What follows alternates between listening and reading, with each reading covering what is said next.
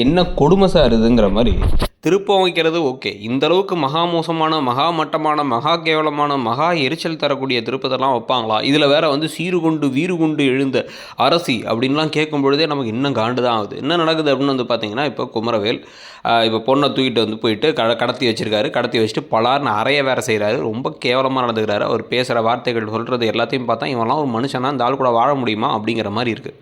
ஆனால் இதுக்கு பிறகு இப்போ என்ன ஆகிடுது அப்படின்னு வந்து பார்த்தீங்கன்னா, இங்கே ஆட்கள்லாம் கிளம்பி வந்து எங்கே பொண்ணு எங்கே பொண்ணு எங்கே பொண்ணு எங்கேங்கிறத சொல்லுங்கள் அப்படின்னு மாறி மாறி மாறி வந்து எல்லோரும் பேசிக்கிட்டு இருக்கும் பொழுதே வந்து பார்த்திங்க அப்படின்னா வந்து சரி ஓகே இந்த சமயத்தை ஒரு குண்டை தூக்கி போட்டு விட்ருவோம் அப்படின்னு சொல்லிட்டு ஒரு புது ட்விஸ்ட்டை வந்து கொண்டு வராங்க அரசி.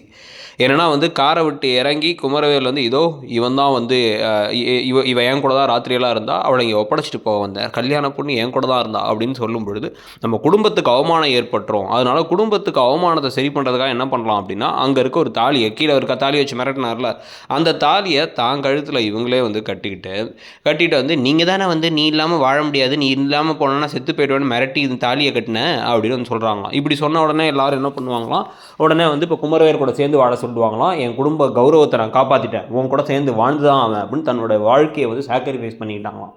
என்ன ஒரு கிறுக்குத்தனம் அது. அதாவது ஒருத்தர் நம்மளை வச்சு மிரட்டுறாரு, ஃபோட்டோலாம் காமிச்சு மிரட்டுறாரு அப்படின்னா அங்கேயும் தைரியம் இல்லை. அந்த இடத்துலையும் வந்து நீ பண்ணுறதாண்டா தப்பு அப்படிங்கிறத சொல்கிற அளவுக்கு தைரியத்தையும் இந்த பிள்ளைக்கு கொடுத்து வளர்க்கல.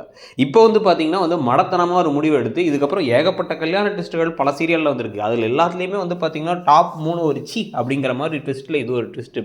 இப்போ கடைசியில் அதனால் குடும்பமானத்தை காப்பாற்ற நான் வந்து தாலி கட்டிட்டு அங்கே போகிறேன், அங்கே போய் உங்களை கொடுமைப்படுத்துறதை தாங்கிக்கிட்டு இருக்க போகிறேன்னா எப்பா சாமி விட்டுருங்கப்பா நமக்குன்னு இருக்குது. நல்லா போயிட்டு இருந்த பாண்டியன் ஸ்டோர் சீரியலை கொஞ்சம் கொஞ்சமாக எரிச்சல் தர சீரியலாக மாற்றுறாங்களோன்னு தோண ஆரம்பிக்குது.